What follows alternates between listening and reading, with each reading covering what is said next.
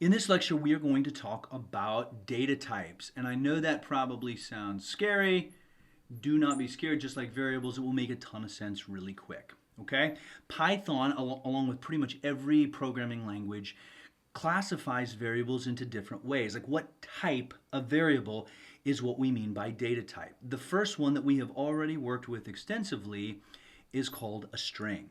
Okay? And a string has double quotes or single ticks. Okay, so I've got those on top of each other, and I'm going to put next to it English stuff.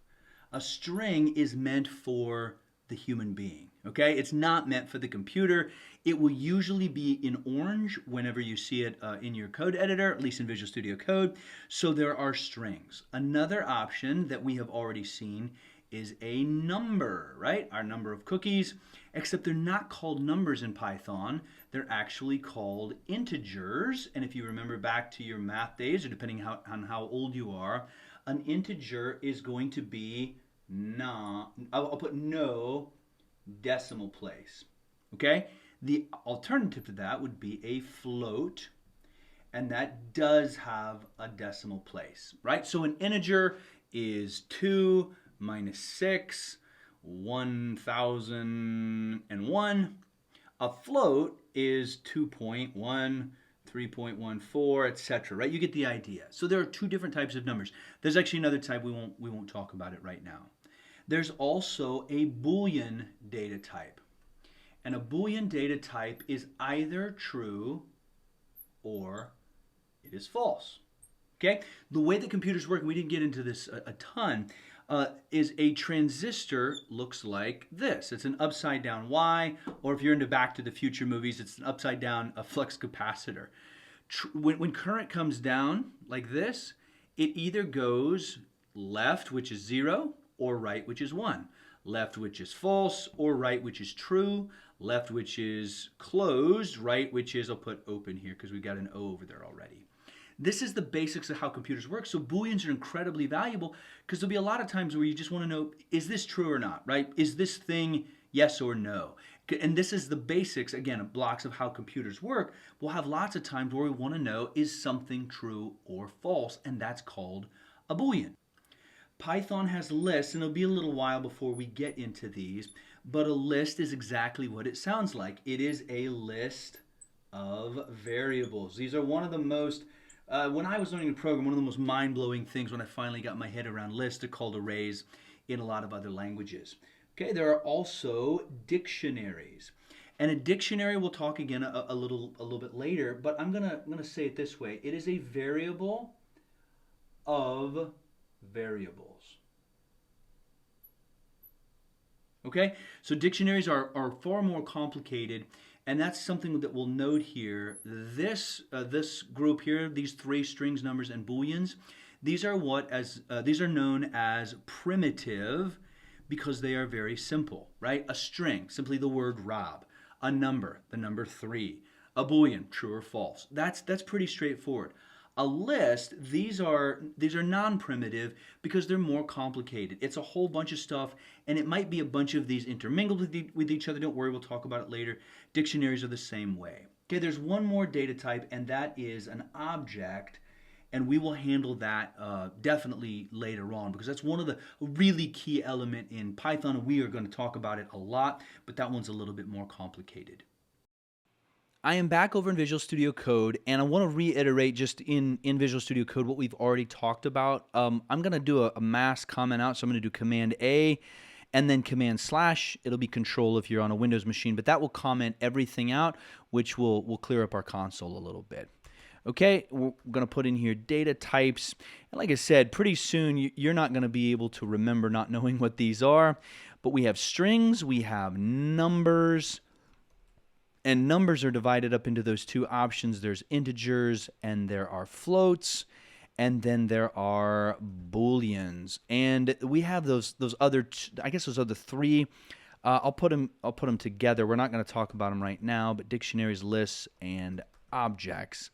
And let's comment these out and just make a couple of them quick and make some notes. So a string is English, and of course it would be French or Chinese or Indian, whatever language your users are going to use. But it's English that is meant for the user at some point, okay? And in VS Code, strings are orange, so you can always look for that. And then 3, we make a string with double quotes or single ticks, or there is another option. Let me make a variable quick. We'll call it really long text. Okay, and I'm going to assign it with double quotations here, and I'm going to do they and was. That's gibberish. I just need something I can copy and paste a bunch of times. Okay, so we get this really long text, and if I print it off like that, come over to the terminal. Make sure that you are in the basics folder, if that's where your file is at, and run Python 3 against Python basics. It prints off exactly like you would expect. Okay, but what if we wanted to put it on multiple lines like this? And we wanted to preserve the formatting. You can turn word wrap on. That's up here in view, and then it's an option there.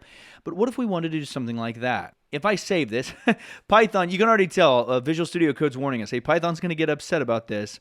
If we come over and run the code again, sure enough, line 33, there's the arrow. It says there's an unterminated string literal. You tried to make a string, and you didn't finish it. So you gave me a quotation.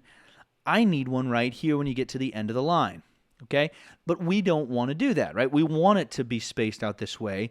Another option is you can do three double quotes like that, okay? And then we need to put them at the end in order to close it off. But 3 double quotes says, hey, Python, just relax. When you get to the end of the line, there's more coming, I promise. And then we close it with the 3 double quotes at the end.